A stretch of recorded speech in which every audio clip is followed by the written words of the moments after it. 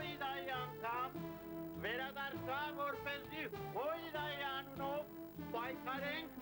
մեկ Հայաստանը ազգային պետություն դարձնելու համար։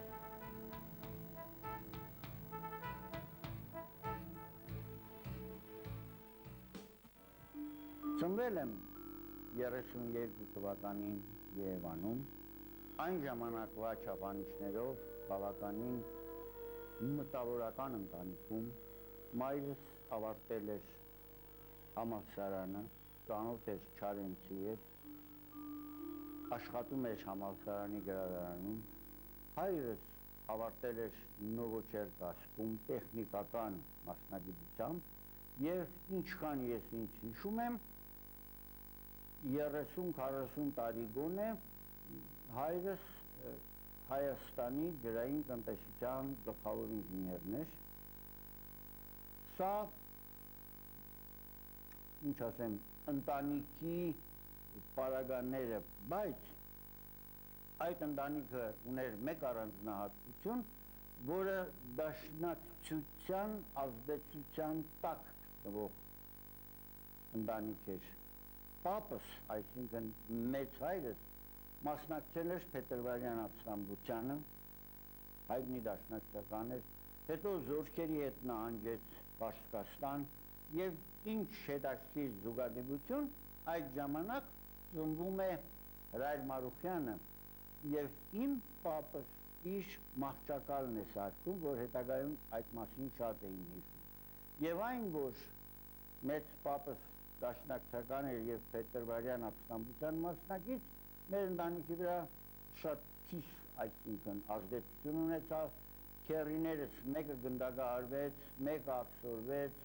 մորքուներս բոլորը աքսորվեցին, Գառնիկ Բիձայի, այդ իմ մեծ հայրն էր, նրա կնոջը աքսորեցին, մի խոսքով շատ տառապանքներ քաշեցին, ինձ չէին ընդունում այն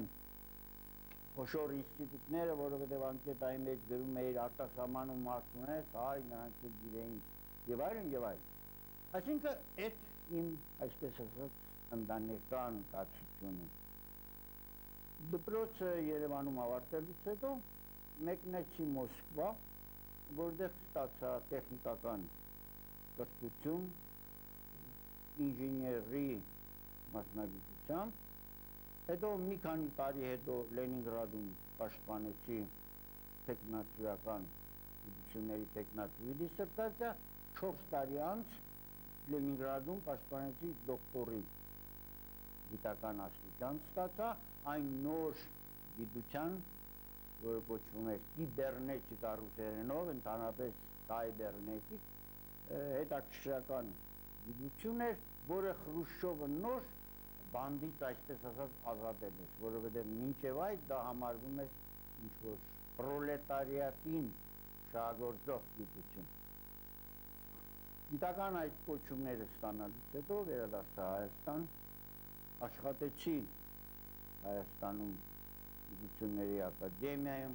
դասավանդում էի Պոլիտեխնիկ ինստիտուտում, դասավանդում էի համալսարանում, 55 թվականին ամուսնացա,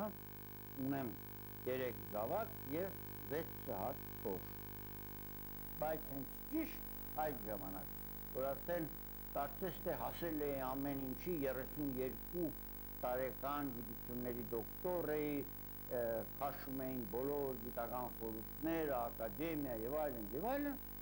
այդտեղ կատարվեց այն իմ ներքին աշխարհում, որը հիմա շատ լավ գիտեմ, թե դա ինչ էր, բայց այն ժամանակ ոչ ես էի հասկանում ճշգրիտ թե ինչ է կատարվում ինձ հետ և ոչ էլ շրջապատն էր հասկանում, որովհետև թվում էր, որ էլ ինչ էր զգում, ամենաբարձր աշխատավարձն էի ստանում, հետո Կարեն Դեմիրճյանի հետ խոսելուց ես ասում եմ, որ ես 3 անգամ քեզնից ավել եմ աշխատավարձ ստանում, իսկ ինքը խախտումի քարտուղար էր և այլն։ Իսկ այն ինչ կատարվեց, որ ես ասում եմ հիմա գիտեմ, դա կարող եմ ասել, դա դաշնակցական ապրում էր։ Գիտեք, կուզեի դա հիշեցնել, որ հասկանալի լինի, թե ես ինչ եմ ասում, չկա աշխարհում որևէ ուրիշ կուսակցություն, որը ստեղծվի ոչ թե նպատակի, ոչ թե ծրագրի, ոչ թե համախոհության հիման վրա, այլ ստեղծվի մարդկային նկարագրի շուրջ։ Հավաքվեցին հեղափոխականներ տարբեր ուղղություններով, ազգայնականներ, կոմունիստներ, սոցիալիստներ, բոլորը հավաքվեցին մեկ նպատակով, անարդարության դեմ պայքարելու, ինչ ճանապարհով, ինչ նպատակով, դա եկավ շատ ավելի ուղիղ, բայց հավաքվեցին հեղափոխականներ եւ իրենց կուսակցությունը կոչեցին հայ հեղափոխականների դաշնակցություն, այդ հետո դարձավ հայ հեղափոխական դաշնակցություն որպես կուսակցություն, իսկ այն ժամանակ հավաքվել էին նկարագիր, հեղափոխական նկարագիր ունեցող մարդիկ, որոնք չեն կարողանում դիմանալ նրան, որ իրենք մաս չեն կազմում իրենց ժողովրդի ճակատագրի, որ իրենք մաս չեն կազմում այն պայքարի, որը պետք է պայքարեր անարդարության դեմ։ Եվ այդ նույն ցավը ես ապրեցի։ Ես հիշում եմ, մենք ընկերներով երբ հավաքվում ենք, իմ գիտնական ընկերներով ասում էի լավ, որ մենք մեռնենք։ Հետո մեր գերեզմանի վրա ճառասելու ինչ պետք է ասեմ, որ Լապլասի ձևափոխումներ կատարեցի ես իմ կյանքում, որ ես ստեղծեցի ես գիտեմ մի հատ ավտոմեքենա կամ օպտիմիզացիայի նոր ծրագրեր կազմեցի, այդ պետք է լինի իմ ամբողջ կյանքի նպատակը, բայց դա ինչ կապ ունի իմ ազգի հետ, իմ ժողովրդի ճակատագրի հետ եւ այլն։ Եվ մտածեցի, որ ես պիտի մաս կազմի այս ժողովրդի ճակատագրի։ Ու միանգամից փոխվեց իմ ամբողջ կյանքը։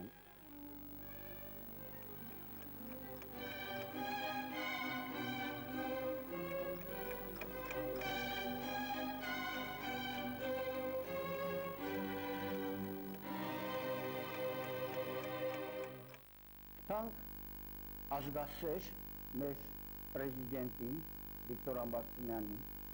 գնացինք իր մոտ 3 հոգով եւ ասացինք, որ վիճակը խայտառակ է, օրինակ Զանգեզուրում թրքացել է, կեսը հայերեն չեն խոսում, մի խոսքով ամենը նկարագրեցինք, Ամբաստումյանը ասեց, տանը ինչի եք եկել, հասկանում եմ, ես ձեզանից լավ գիտեմ։ Ասեցինք, այսպես ծրագիր ունենք, եթե մենք ընդգիտությունների ակադեմիայի մասնակցող բացենք, մենք կարող ենք Ռուսաստանից մարդիկ բերել, վերջը մեր ծրագիրը երբ որ ասեցինք, Ամբաստումյանը ասեց, դուք գնաս, ասի հա, գնամ։ Այն ժամանակ հեշտ էր, կոմունիստական ռեժիմը կանչեց խարտողարուն, դրամանը տվեց, ինձ նշանակեց այդ բաժանմունքի պետ, ինստիտուտ բացեց, հավաքեցի ընկերներիս, ասպիրանտների դեսմենի եւ շատ գործարեցին։ Օրինակ բացեցինք հաշվիչ մեքենաների գործարանը, ճիշտ ասած չգիտեմ հիմա գործում է թե չէ, բայց բացեցինք այն ժամանակ Քաջարյանի հետ երկար դիջ էինք ուզում կազմակերպել, վերջ։ Շատ մանրամասն այդ մասին չպատմեմ, բայց այդ են նոր սկզբունքն էր, որ մեր կյանքը փոխեց։ Բայց շատ շուտ հասկացանք, որ սա է բան չի։ Իսկ մենք չգիտենք ինչ է կատարվում արտասահմանում, մենք չգիտենք կա արդյոք համահայկական շարժում, մենք եկել ենք Զանգեզուրում ինչ-որ բաներ ենք անում, բայց դա այն չի, ինչի անունը մենք դրել ենք մաս կազմենք այս ժողովրդի ճակատագրի։ Եվ որոշեցինք դուրս գալ, կապել արտասահմանի հետ, տեսնել ինչ կա այնտեղ, դուրս եկամ, մեծ դժվարությամբ, KGB-ն ինչ-որ հոտ էր արել, որ այնքան հետաքրքիր է, որ հիմա նայում ենք այդ ստերը, չեն թողում, Ռայկոմի քարտուղարը, որ շատ հիանալի մարդ է, Մինասյանը, ասում էր լավ այդ տղին ինչի չեք թողում, կոմունիստ է, դոկտոր է, ես իրեն ինչի չեք թողում, KGB-ն ասում է, կասկածել է օրեն, խմել ու տխել է թարդացել, ուրեմն մտքին մի բան կա, որ ճիշտ է իմ, հիմա տեսնեք որ ճիշտ է իմ, ես էջիկը, հանկարծ չի խմում, հանկարծ չի ծխում, ուրեմն մի բախտ է, ու չեն թողում, բայց վերջի կերպ, ինչպես ասում են, օգնությամբ ներգերների գնացին։ Հենց գնացին, անմիջապես հասկացանք, որ սխալ է։ Սխալ էր, որտեղ այնտեղ այնքան բան կա։ Մենք գնում էինք իբր թե նոր բաներ ստեղծելու, բայց հետո տեսանք Լիբանանում դաշնակցությունը այնքան հզոր է, որ մի բան, ասեմ, չգիտեմ, մեր ժողովուրդը այդ մասին երևի չգիտի, մենք ուրեմն Լիբանանում երկու կողմի վրա կռվում ենք, մեր տղաները, դաշնակցական տղաները։ Մեկ կողմից Արաֆատն էր, ասում, դուք պիտի իմ հետ լինեք, որովհետև մենք ազատագրական պայքարների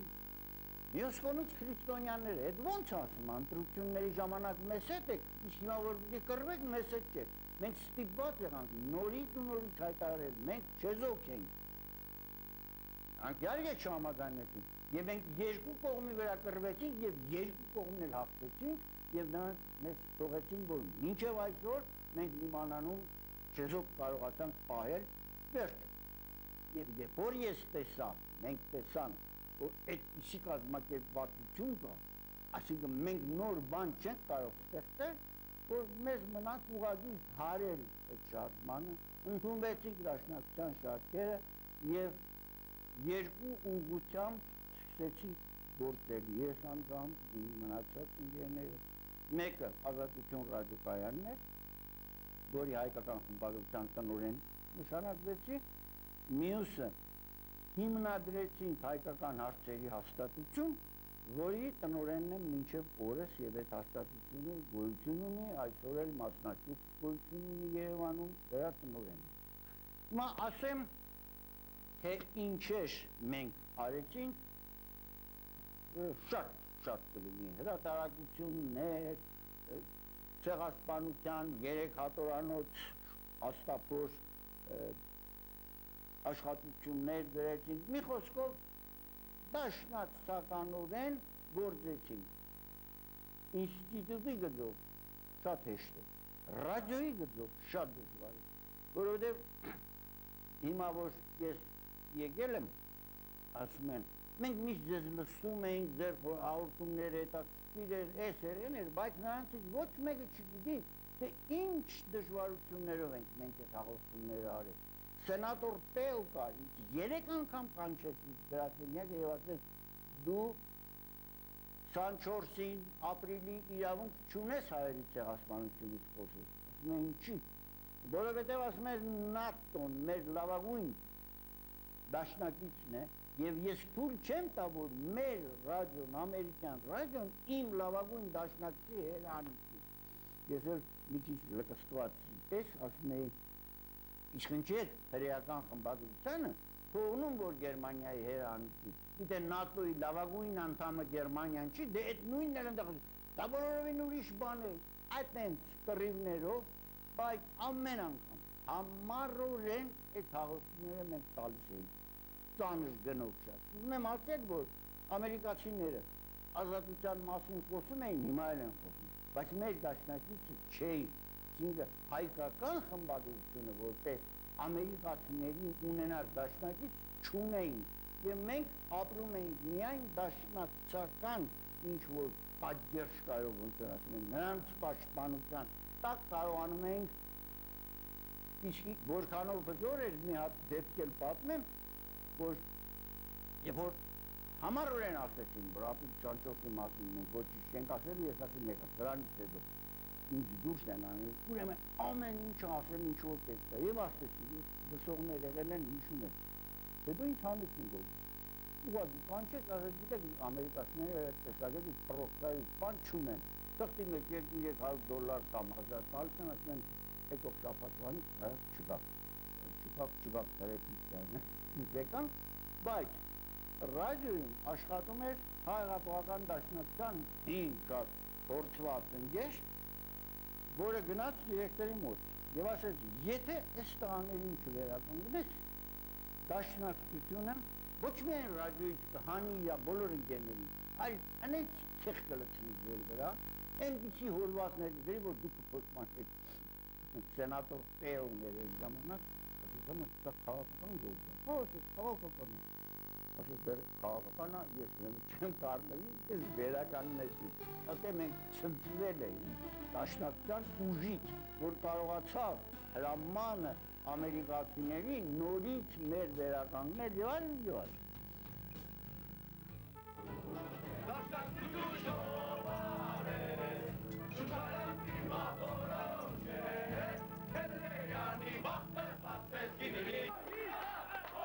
Եվ անկարգ եկավ այս փոփոխությունը։ Այսօրվա փոփոխությունը, որը բերեց մեզ այսօրվա կասությանը, որի մասին ունեմ մի քանի բան ասել։ Հայ ժողովուրդը այս իրադարձություններին ոչ մի մասնակցություն չբերեց։ Հիմա մեծ խոսալու համար բոլորը ասում են, այո, մեր պայքարեցինք, ոչ մի բան չարեցինք, ձեզ համար այնքան անսպասելի էր այս ազատությունը ու անկախությունը, ինչպես անսպասելի էր ամբողջ աշխարհի համար, բացի այն գաղտնի հետախուզություններից, որը կազմակերպել։ Ուրեմն, եթե ես որպես հայ ժողովուրդ զենքը ձեռքից չեմ կռվել, չեմ ձեռք բերել այս ազատությունը, ես չեմ կարող որևէ բան թելադրեմ այդ ազատության կառույցի մասին։ Թելադրողը նա է, ով դա բերեց Գորբաչովի ժամանակաշրջանը, մանանայի նման մեր գլխին լցրեց այդ ազատությունը եւ պարտադրեց այն, ինչով մեր պարտադրել ժողովրդավարություն, ազատ շուկա,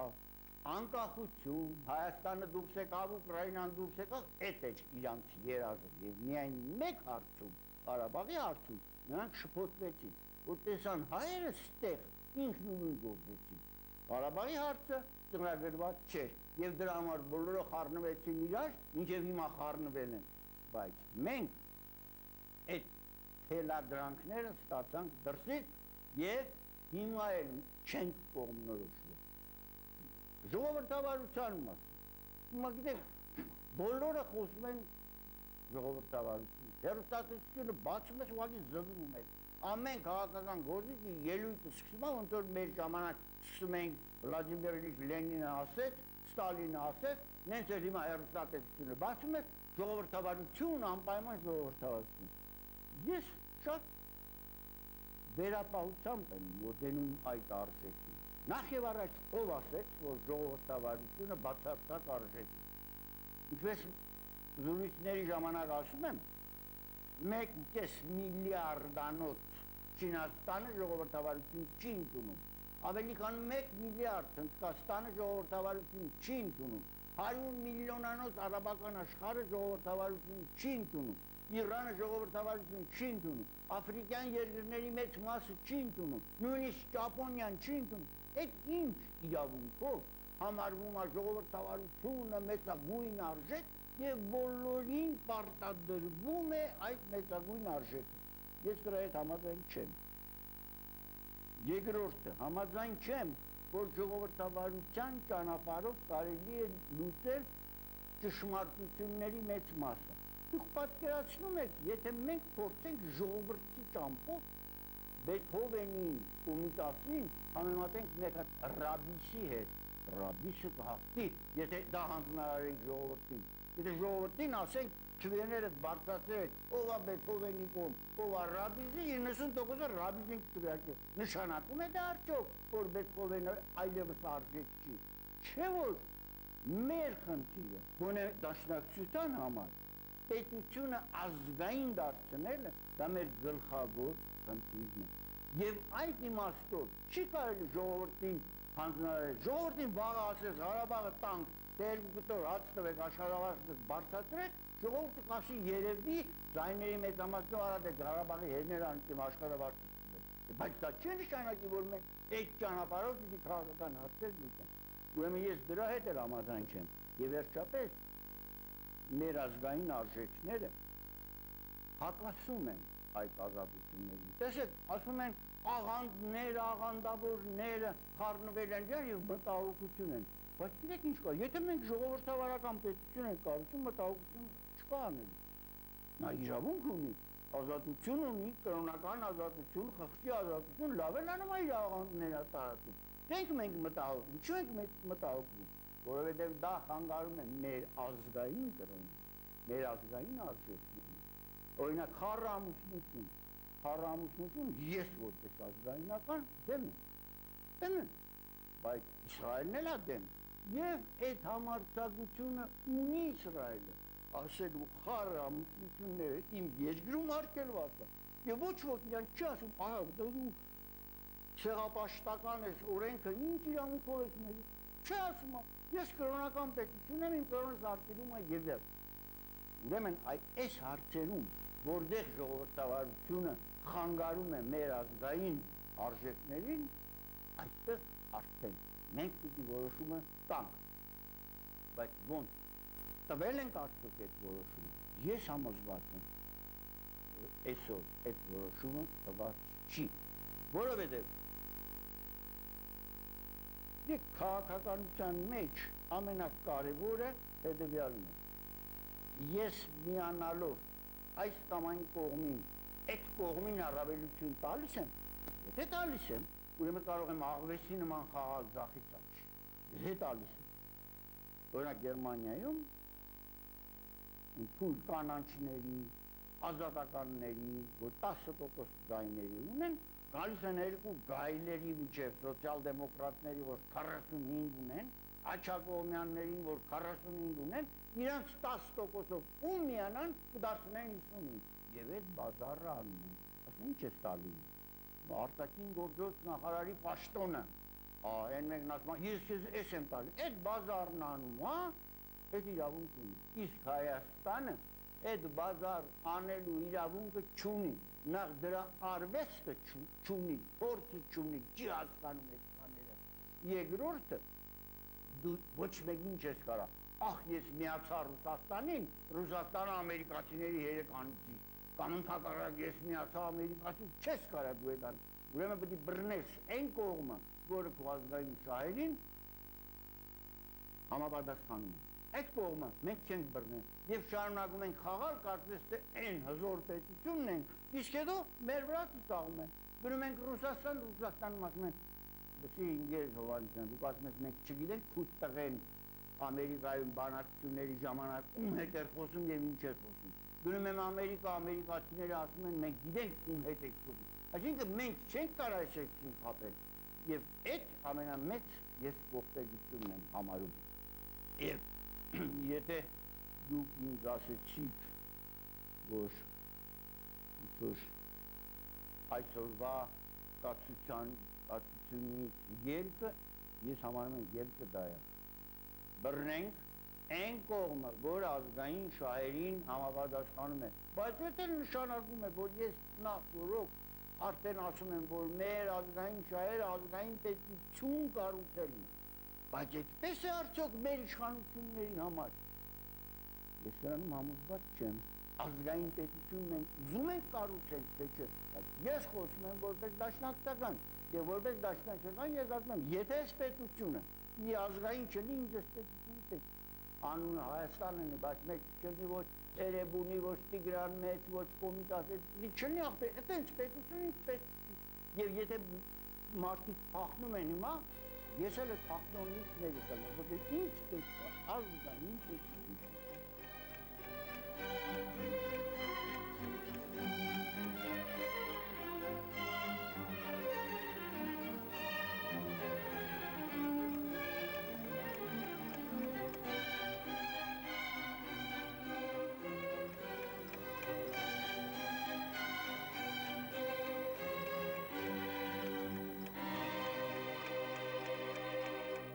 Եվ վերջապես իմ հետաքրքրությունների մեջ կա ամենակարևորը դա հայտարարը, որով զբաղվել եմ 30 տարի, հիմա էլ շարունակում եմ զբաղվել, և ինձ մտահոգում է մեր ոգևորությունը, որ տիրում է ամբողջ մթնոլորտը Հայաստանի հեղափոխության, որ շատ լավ է, ես ինքս ուրախ եմ, մենք ենք սկսել այդ պայքարը, մենք էլ շարունակում ենք, բայց գալիս այն ամենակարևոր հարցը, թե արդյոք պատրաստ ենք մենք, որ այդ հարցը պետությունը վերցնի իր ուսերի վրա։ Պետական քաղաքականությունը ազգայնականացնելու համար անհրաժեշտ է, որ չհակասի մեզ համար, դաշնակցականներից համար, նախ այդ թղթածրարը արտաքին գործոց նախարարության, որ պիտի պաշտոնական Հայաստանի անունից գնա, պետք է չհակասի մեր սկզբունքներին, քանի որ մենք ենք այդ թղթածրարը պատրաստում, կընդունվի թե չէ, չգիտեմ, բայց մյուս կողմից նա չպիտի հատկասի պետական սկզբունքներին և չասի այն ինչ, որ մենք քեֆերի ժամանակ ասում ենք, չի կարող արտգործ նախարարությունը նման մի բան ներկայացնի միջազգային հասարակությանը։ Օրինակ, այս հայտարարագիրը, որ առաջի անգամ իմիջիալոց մեր հաստատությունն է թարգման է հայերենի,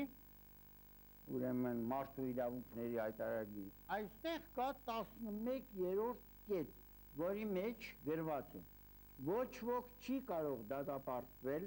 կատարած կամ չկատարած արարքի համար, որը տեղի ունեցած ժամանակաշրջանում ազգային կամ միջազգային օրենքներով հանցանք չէր համարվում։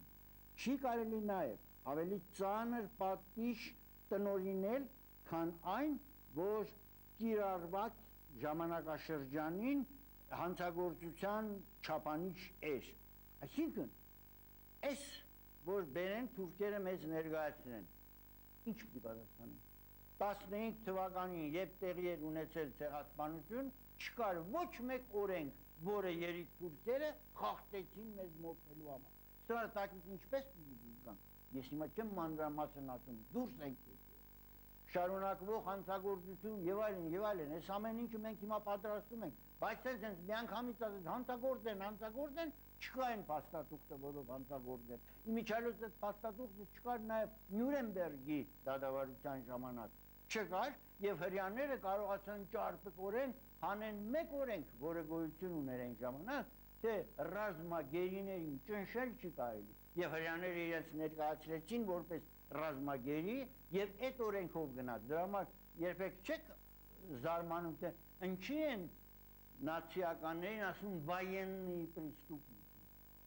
որովհետեւ նրանք այդ օրենքն են խախտել, այդ զինվորական օրենքն են խախտել իբր ռազմագերիներին եւ այլն։ Նեզ որ մենք հիմա եթե մեր կառավարությանը չտանք այդ փաստաթղթերը, նա չի կանա միջազգային կբերեն այս դեմ կտան։ Կամ օրինակ ասում ենք, երկում ենք քեֆերի ժամանակ, ոգևորում ենք մեր երիտասարդներին, մուշը մերն է, հարսը մերն է, ուր է, արդահանը մեր եւ այլն։ Որ փաստաթղթում է գրած, որ արդահանը, մուշը պատկանում է հայերին։ Եվ ինչ է նշանակում պատկանում է հայերին։ Այն ժամանակ պետություն չկար, 600 տարի չկար հայկական պետություն։ Եվ չկար ոչ մեկ պայմանագիր, որի մեջ գրած լինի, որ այս մերն էր Ղարսը մանավանդ, որ Ռուսաստանինն էր։ Այսինքն, այդ ումն է պատկանում հողը։ Մենք սկսում ենք պատմական իրավունք, չկա, գոյություն չունի իրավաբանության մեջ պատմական իրավունք։ Եվ եթե պատմական իրավունք գոյություն ունի, նա գնանք Տիգրան Մեծի Հայաստանը ուզենք էլի, ինչ ենք այս Սևրի դաշնակցից կպել։ Այ նման հարցերի տակից մենք պիտի կարողանանք դուրս գանք կամ օգնենք մեր իշխանություններին, որ նրանք այդ հարցի մեջ ունենան փաստաթղթեր եւ այլն։ Եվ մի հատ էլ այս մասին վերջերս մեր արտաքին գործողության նախարարը մի քանի օր առաջ ելույթ ունեցավ եւ հերոստատությամբ հարցազրույց եւ ասեց իրենք արդեն թուրքերը սկսել են հասկանալ, որ ինչու պիտի հայերի հետ իրենց հարաբերությունները կապեն Ադրբեջանի հետ։ Միթե ինքնուրույն առանց Ադրբեջանի գործոնը հաշվի առնելու չի կարելի, պարոն նախարար, չի կարելի, որովհետև ադրբեջանցին թուրք է, իր ինքնագիտակցության մեջ թուրք է, Թուրքիայի համար ադրբեջանցին թուրք է, նույնիսկ ույգուր ժողովուրդը Չինաստանում ապրած թուրքախոս թուրք է, եւ Իստանբուլում է նրանց անջատողական շարժումը, ինչպես կարելի է հույս ունենալ, որ այդ գործոնը, որ թուրքը թուրքին է պաշտպանում, հանկարծ դառնա, որ չէ, հայերը կարող ավելի կարևոր լինեն Թուրքիայի համար քաղաքական կամ տնտեսական նկատառումներով։ Ես դրան չեմ հավատում եւ դրա համար ասում եմ, որ այդ պետական մոտեցումները մենք պիտի ազգայնականացնենք եւ եթե շարունակեմ միտքս արդեն հայ դատից անցնելով մեր այսօրվա կացությանը, հենց մեր ողբերգությունը դա է։ Մեր տնտեսվարությունը ազգայնականացված չէ։ Մեր մշակույթը ազգայնականացված չէ։ Մեր բարոյականությունը ազգայնականացված չէ։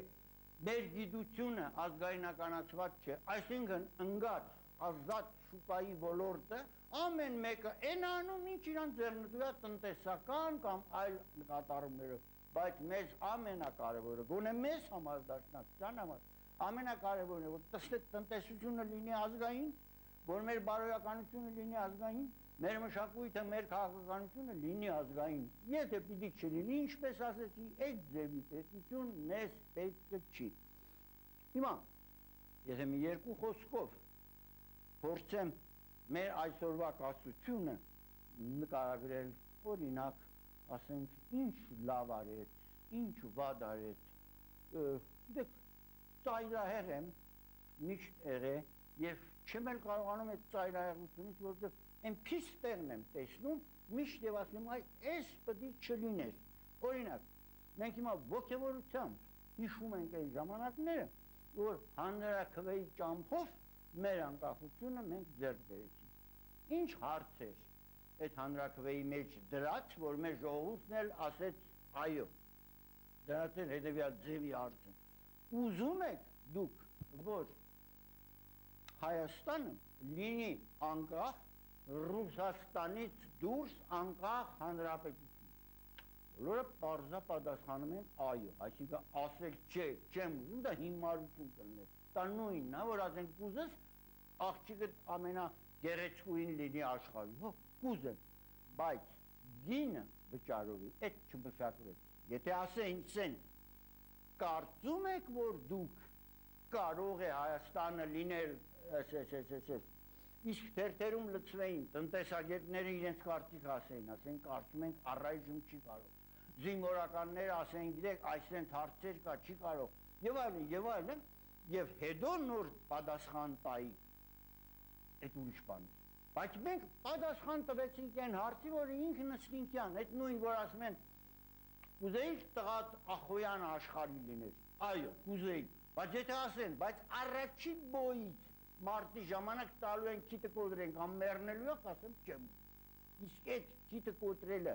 տնտեսությունը, մշակույթը, ազգային մեր արժեքները պաշտպանելու, այդ իմ ժողովրդին չասեցին ախր, կարող ենք, չենք կարող, այս զինվորականներ, այս տնտեսագետներ, որ այդ կաուչուկը փագում եք, որ այդ ատոմային կայանը փագում եք, ելնելով էկոլոգիական շահերից, բայց հետո այս ժողովուրդը ոնց է սնվելու, և տեսակ ինչ եղավ, տեսակ ոնց է սառնամանքի մեջ նստած էիք, որտեղ փագել էին ատոմային կայանը, որովհետև կաուչուկը, այն շուկան ռուսական, հանկարծ ռուսական շուկան մեր ձեռից խլում են, միակ շուկան, որտեղ մենք կարողանում ենք ապրանք ծախենք, մեր ձեռից վերցրել են, ասում են դե հիմա տար կաուչուկը դյուպոնի հետ թող մրցի, մեր կաուչուկը ես հիշում եմ ընդեղ աշխատել է, Սևանում էր մի օրվա մեջ, ցուցահանդեսին հատուկ օդանավերով հասցնում ենք Մոսկվա, որ փոխենք են սևացածը սպիտակը դրեն։ Դյուպոնի կաուչուկը տենում ես ու ուտես, այնքան ծամոնի նման մաքուր է։ Եվ ես պետք է գնամ ազատ շուկայում դրա հետ մրցեմ, այդ մենք շատ սխալ արեցինք, հաշվարկ չարեցինք, ոչ ռազմական, ոչ տնտեսական, ոչ կրթություն, եղբայր, մենք այնպիսի բարձր կրթություն ունենք, հիմա ես ողջ անգարագիր եմ երեխեք։ Այսինքն ես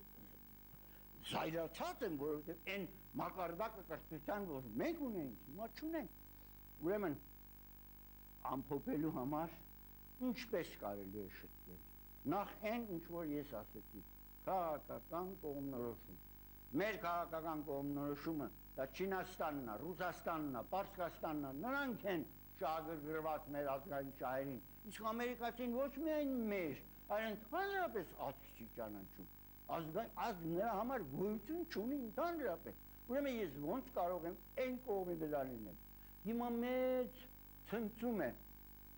մենք մտել ենք եվրոպական, ինչ ունենք անելու, մենք եվրոպական համայնքում, այդ եվրոպական համայնքում մեր ողերին թշնամին Ադրբեջանն է հիմա,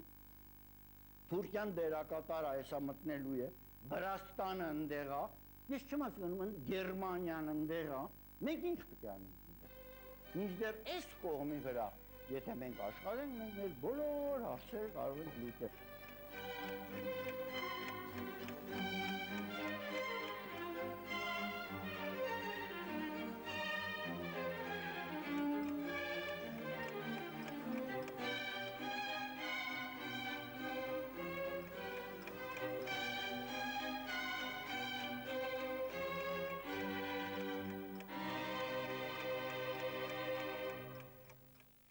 Պետք է նախ եւ առաջ պատասխանել ամենակարևոր հարցին,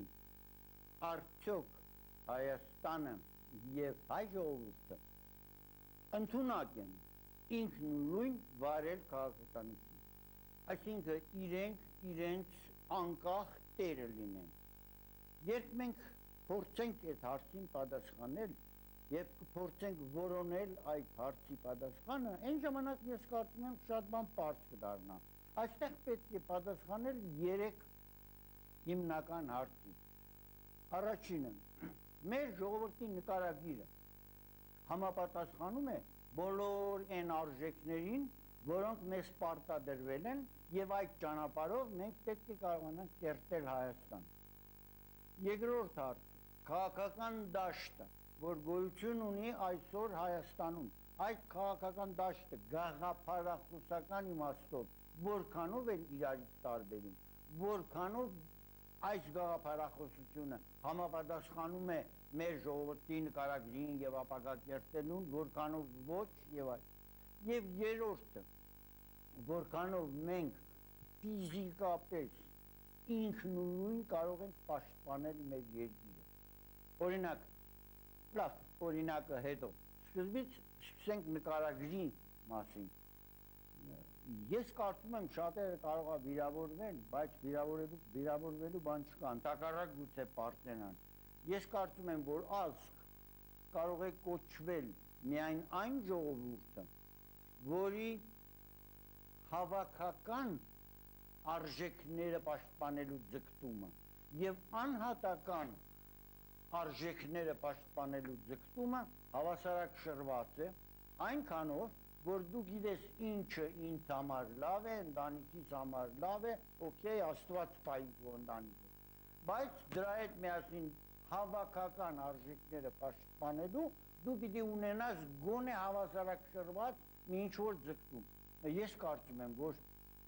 մեր ժողովրդի մեջ այդ հավասարակշռությունը խախտված է ի վնաս հավաքական արժեքների։ Այսինքն զարմանալ կարելի է մանավանդ Եվրոպայի, մանավանդ Գերմանիայի հետ համեմատելու,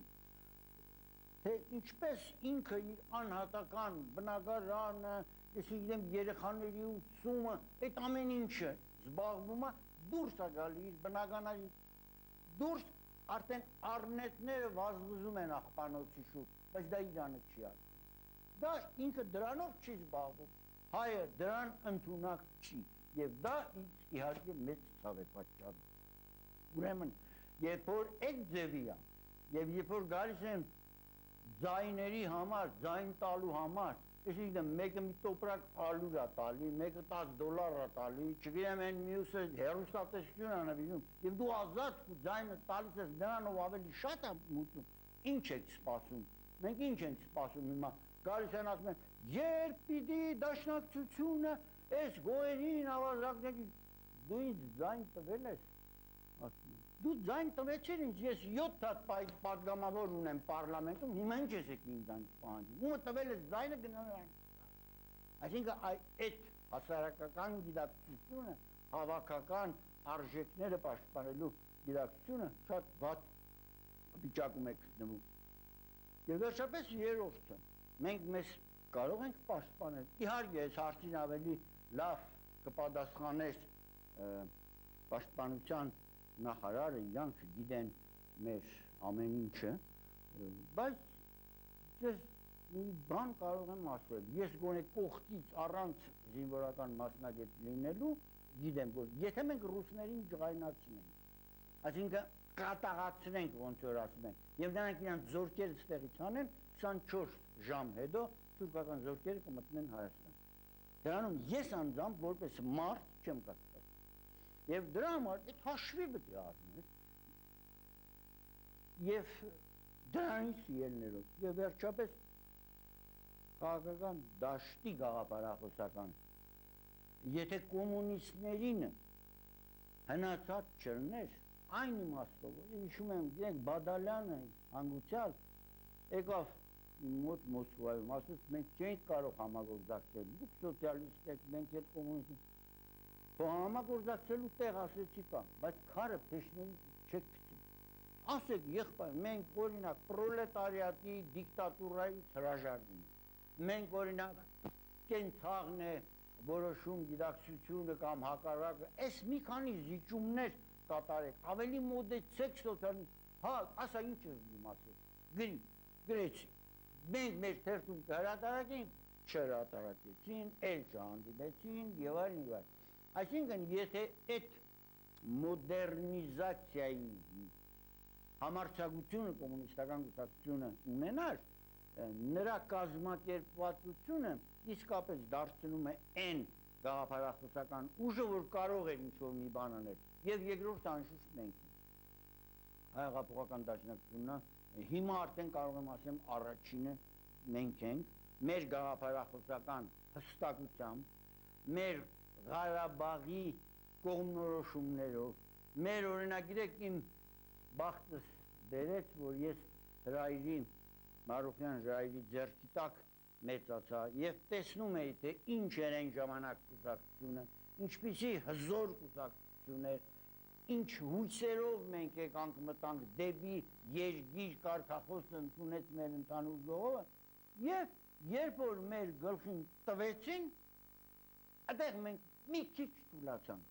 Ինչու ենք մենք հիմա մեզ թույլ զգում, ավելի շուտ ժողովուրդը չի ուզում, չի կարողանում այդ ըմբռնել, հասկանալ, որ այս դաշնակցությունը այն դաշնակցությունն է, որը այս արեց։ Եվ մեր դժվարությունը կայանում է նրանում, որ եղբայր, մենք ընկերբարական կուսակցություն ենք, ընկել ենք մի պետության մեջ, որը ազատ շուկայի տնտեսվարություն է։ Այսինքն մեզ հակառակ պետություն է սա։ Մենք ազգայնական ենք։ Մենք ընկել ենք մի պետություն, որ վրաս կրի այդ ազգայնականությունը, միայն խոսակցություններ են։ Մենք հեղափոխական ենք, ինչը նշանակում է, որ եթե գոյություն ունեցող օրենքը թույլ չի տալի, որ մենք հասնենք մեր նպատակներին, մենք այդ օրենքը կամ պետք է շրջանցենք, կամ պետք է փոխենք։ Այլ մենք ընկել ենք այդ պետությունը, բայց այս պետության մեջ կամ պետք է հստակությունը, համառությունը ունենանք, որ այդ մեր սկզբունքները տանենք, կամ պիտի ասեմ հեռուստատեսությամբ, որ հարմարվենք, բայց ոչ թե հիմնական, հարմարվենք ենքան, մինչև մենք այն ուժը կունենանք, այն բռունցքը կունենանք, որ մեր սկզբունքներով առաջ տանենք մեր գաղափարախոսությունը և տեր կանգնենք Հայաստանի, որովհետև դաշնակցությունը միշտ տերն է եղել, կողքից ուրիշներ, հնչակյաններ, ռամկավարներ, որտեղ էին նրանք, որ մենք միայնակ կերպով ազգային արժեքները մեր ուսերի վրա կրում էին, իսկ նրանք կողքից ասում են, եթե սովետն ուզի, մենք էլ կուզենք, եթե չուզի չենք ուզի, բայց մենք ինքնուրույնաբար միայնակ ազգային արժեքները պաշտպանեցին տարբեր բնագավառներում, եւ ես հիմա կարծում եմ, որ կամաց ժողովուրդն էլ արդեն ալուրներից կհրաժարվի եւ ձայնը կտա մեզ, իսկ մենք գիտենք ինչպես անել, մենք գիտենք ինչ անել եւ գիտենք որ դաշնակիցների օգնությամբ այդ բանը անել։